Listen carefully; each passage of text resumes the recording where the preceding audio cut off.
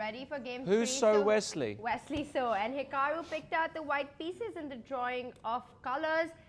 And it's start game. Hikaru starts with c4. I mean, a huge advantage for Nakamura to get the white pieces in this critical final third game. If they do not have a decisive result here, they go on to have an extensive beer pong match to see who goes on to Millionaire Monday. No, but really they actually have two blitz games and then an Armageddon if that is still tied. But really a huge advantage for Nakamura to have the white pieces against Wesley So. But Wesley does not seem phased at all in this early going. Let's not forget the first game that Hikaru played with white pieces, Robert. Wesley got a huge advantage very quickly in the game. Yeah, he did, and Wesley's been outplaying Hikaru really in both games so far. Hikaru did escape in the second game. Wesley did not prove his advantage to be too significant. I think he misplayed it some steps, but now Hikaru is going to try to apply pressure, and I like the opening choice by Nakamura. He's making it simple for him. He's developing his pieces, expanding in the center, exactly what you want to see in a rapid game.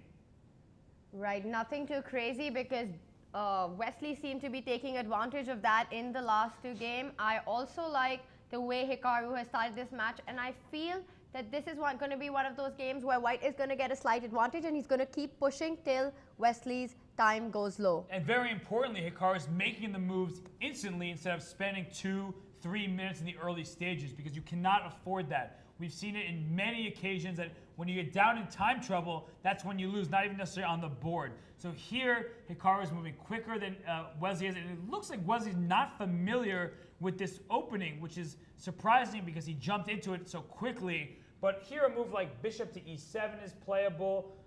Perhaps there are some other moves as well, like bishop to d7, because there's a lot of stuff happening on this diagonal. For example, knight takes d5. I simply make the move a6, I think is possible. Knight b4 also looks very tricky. Maybe I'm just blundering things all over, but it's getting very messy very quickly. So I'm not sure what's going on in the game. I mean, you don't want to give it that pawn, so maybe bishop e7 makes the That's what he's gone sense. for, Robert. He's played bishop to e7.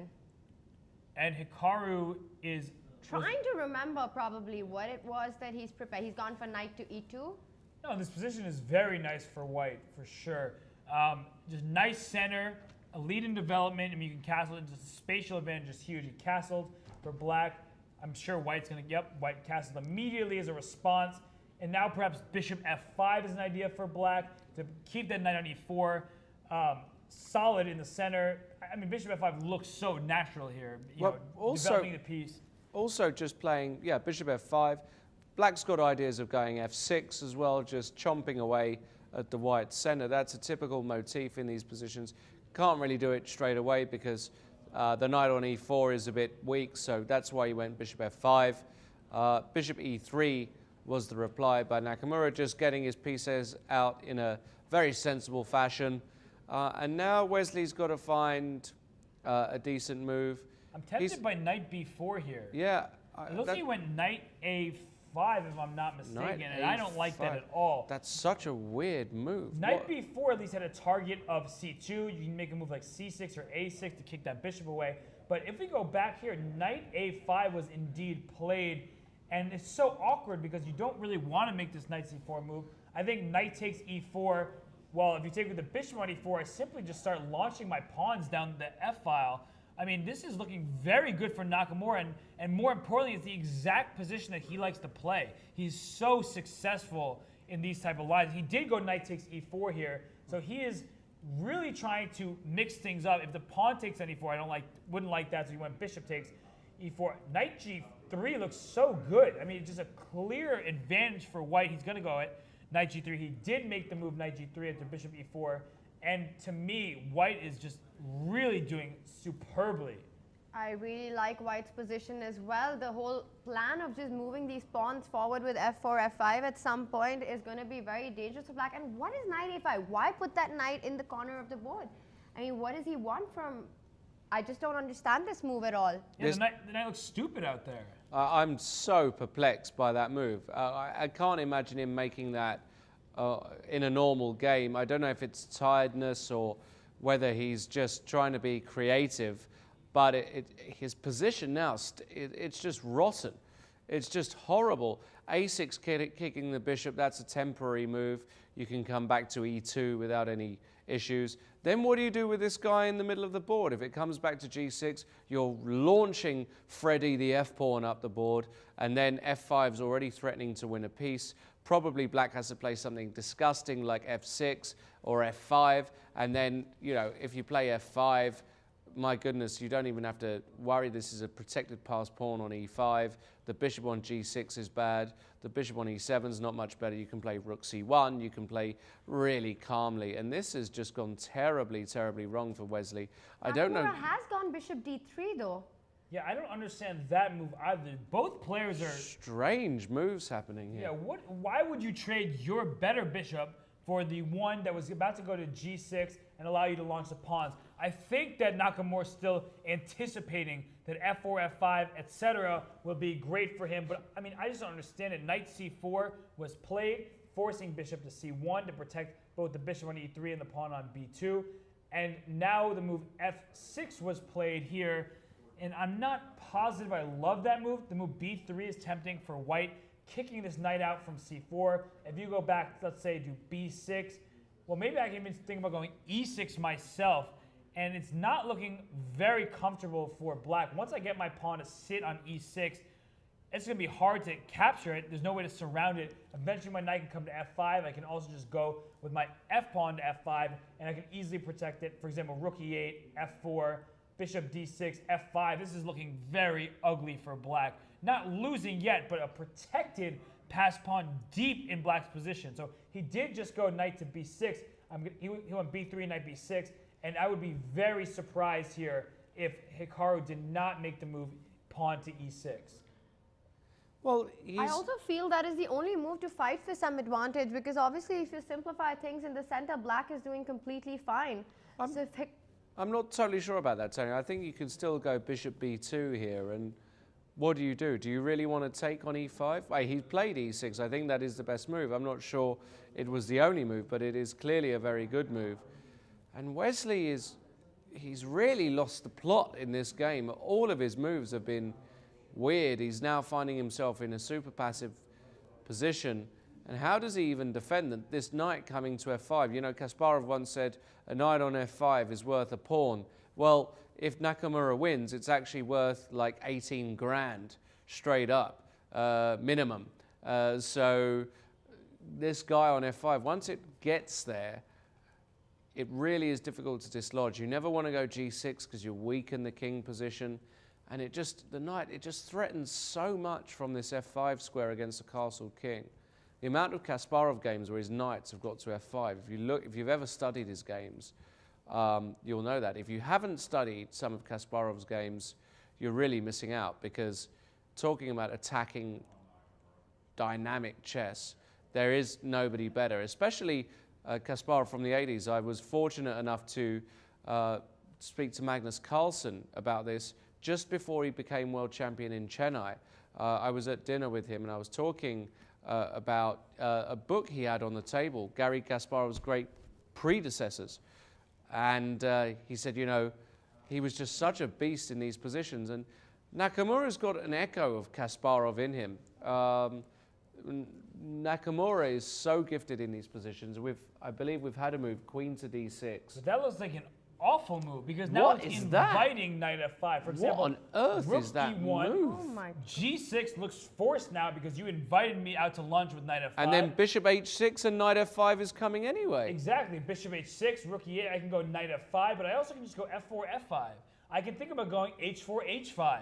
There are so many different options here. I think F4 is the best move, because after F5, now I capture on F5. And queen Game G3. over. You get checkmated very simply by my queen coming down to G7. So unfortunately for Wesley, queen D, everything seems to be going wrong. Queen D6 makes no sense, because the pawn obviously is going to be defended by the move rook to E1, followed by knight F5 if you're not careful. So G6 is more or less forced. And after bishop H6, rook E8, pawn to F4, I think black is in so much trouble. He's gone rook E1. He's played of course rook he's E1. found this. I just feel that in last couple of moves, Wesley has consistently placed his pieces on the wrong squares.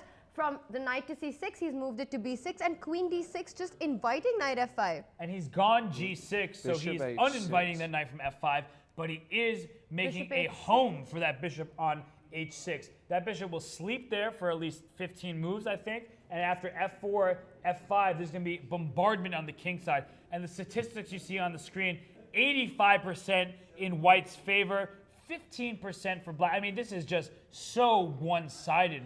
It is, Wesley so must feel awful considering the first two games, he had significant edge in both.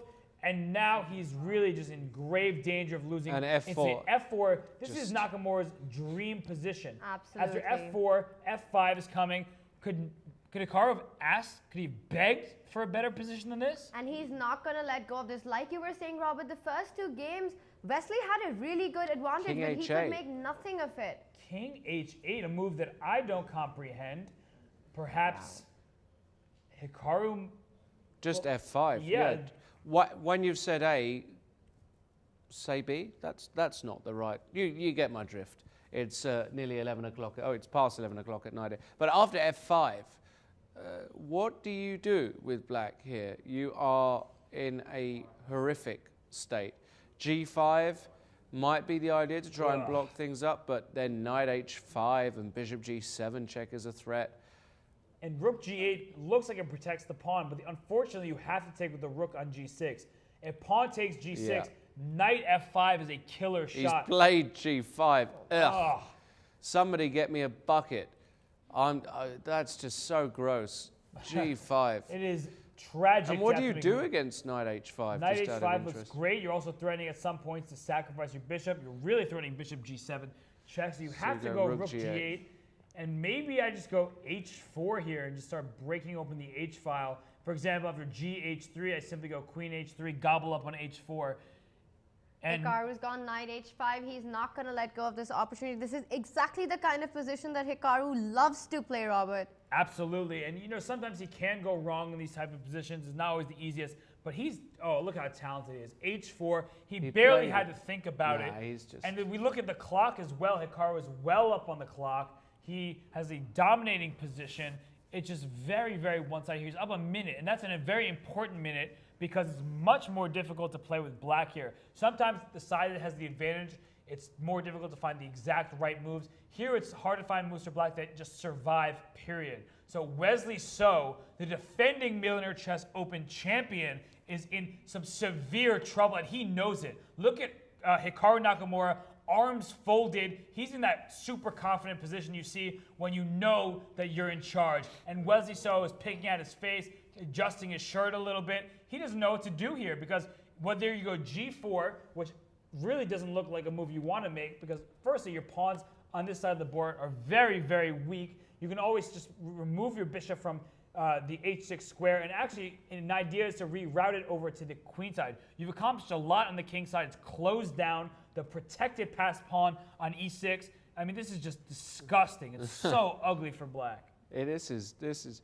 every black piece is badly placed. The knight on b6 is dominated by a mere pawn. Two pawns, I should say. The pawn on e6, pawn on b3. The bishop on e7 is a dead piece of wood. The queen on d6, don't know what she's doing over there. She needs to get back home, start cooking up a storm elsewhere because doing nothing over there. The rook on g8, well, not really doing. I mean, just and look at this pawn on e6. It's just a majestic passed pawn. And h4 to play it so quickly, that just shows unbelievable class. I mean, unbelievable level understanding of chess. A lot of players would think there, make some other move. He just played h4 so quickly. He understood that his pieces needed squares. A piece on f4 needed a square. Bishop needed a retreat square. G takes h4 was getting met by queen h3. No fear. Just win on. I mean, how do you beat players like Wesley So like this so easily? Well, it's just a next level stuff. And if Nakamura does go through, I think you'd be absolutely bonkers to bet against him in a rapid format going into Millionaire Monday. And, you know, he might say, well, his gamble a little earlier today, which feels like a million years ago now, paid off. remains to be seen. But tomorrow we're going to have so much action. It's going to be beautiful. I can't wait.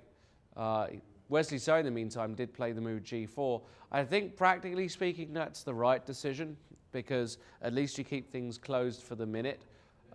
Still, the position is absolutely disgusting.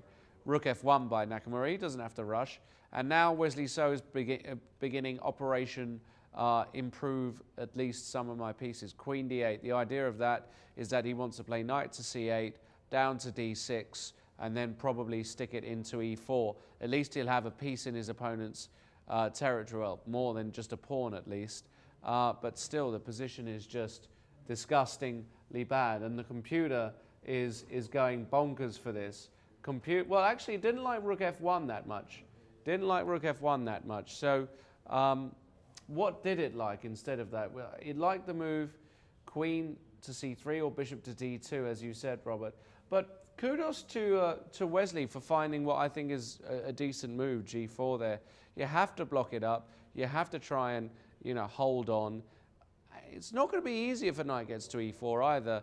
It's still horrible, but maybe I actually some really like chances. this plan of Queen D8, Knight C8, Knight D6. I mean, yeah, it's a great resource to find in this position. It's not really clear. There's no immediate way to lose this position. And yeah, that knight will be way better on E4 than on B6. And if he succeeds in doing that, I don't think this position is going to be so bad for black anymore. The problem I see is that once you bring your knight to D6, I bring my knight to G3 and ask you what next. You can't protect that E4 square anymore. And the huge problem resides in the fact the pawn on E6 cannot be touched. It's got his best friend on F5 protecting it. Once you do anything for black, knight C8, knight D6, I'll give you all these moves. I will stop your one plan by going knight to G3. I will try to improve my position potentially by ganging up on this G pawn. Eventually I can go rook F4, queen E2, and that's why Nakamura went rook F1. His idea was simply to get into the action with rook F4, and here's the current position. Hikaru Nakamura is wisely spending some of his time because you don't want to rush. You don't want to do anything brash and hope, worry that you make one mistake and all your advantage is gone. So a move like, knight G3 at the right moment is good. A move like, I really am tempted to go rook F4, but maybe queen E8 is possible, but knight G3, even if you somehow win my rook for your bishop, you still are so backwards. Like, I would be very willing to sacrifice. And it looks like Hikaru Nakamura in the initial position after queen to D8, we'll just back up here to this position, he made the move queen to E2, and his idea is to come after this G pawn, and queen E2 was played. So, I don't know, Hikaru's position is still very, very good. A move like queen E8 to attack the knight on H5, you simply retreat. And again, I'm simply trying to get into the action here. And a move like bishop D6 never actually scares me. So unfortunately for Wesley, even if he wins some material, his position still stinks.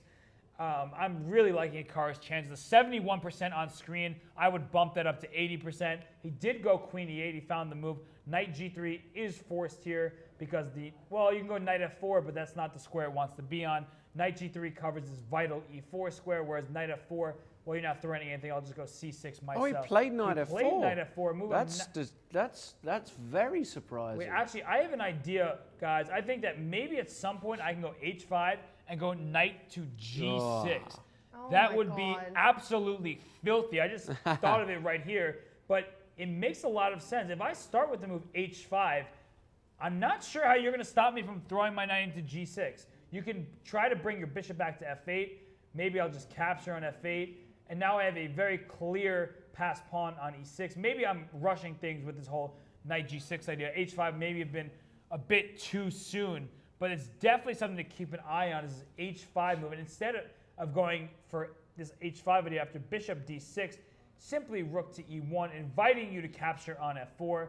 I'll just take with the bishop, and I'm just dominating you on both flanks. It's just really, really ugly for black. That pawn on E6 is a lifelong problem for Wesley here. There's nothing, any position, white is going to have an advantage just simply because there's a pawn on E6. And this G4 pawn is going to also be suffering for a long time. Looks like he went C6 here, hoping to perhaps use this diagonal or something. But the move E7 is very tempting right now because I've doubled up my pieces on the E file. it's a very important. When you have a pawn on the 6th rank, you always have to consider pushing it. And I think I've heard that around 1 in 5 of the time is always a good move. And here knight c8 was played, but the move bishop f8 just locks this pawn in on e7. Oh, bishop f8 is so beautiful. Oh, it's just ugly. And now I can just do whatever I want. You can't touch my e7 pawn. So bishop f8 will be played, I'm sure. I mean, after knight c8. No. Perhaps he was a queen e6. He did go He's queen gone e6. queen e6. Queen e6 is also a good move. The problem with bishop takes e7 is, well, a lot of things. One, I can just go knight to d3, and black has no moves. I mean, that's very unfortunate for black.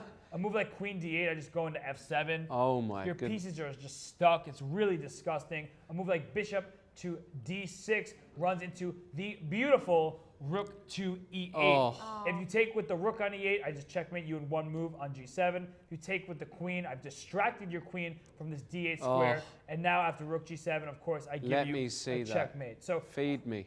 queen e6 is actually a great move. Bishop f8 was very tempting. He just didn't want to give any chances. Bishop takes e7. And he's gone h5. So bishop e7, you went h5. Okay, it's just completely winning. So he's making these moves very quickly. And look at him twirling that pawn. I believe that's a U.S. championship ring on his finger right there. And he's twirling the pawn, and that's just adding insult to injury. It's just very clear that he's dominating this position. Wesley So, 2% chance. It's more like 0.00002% chance.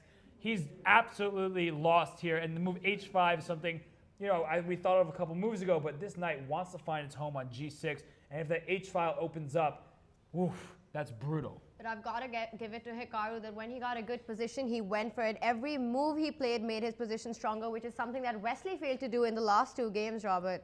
Yeah, Wesley did fail to do that in some of these games here in rounds. Like you said, in game 1 and game 2, Wesley certainly was favored on the board. He was playing very excellent chess, but he collapsed in the biggest moment, perhaps.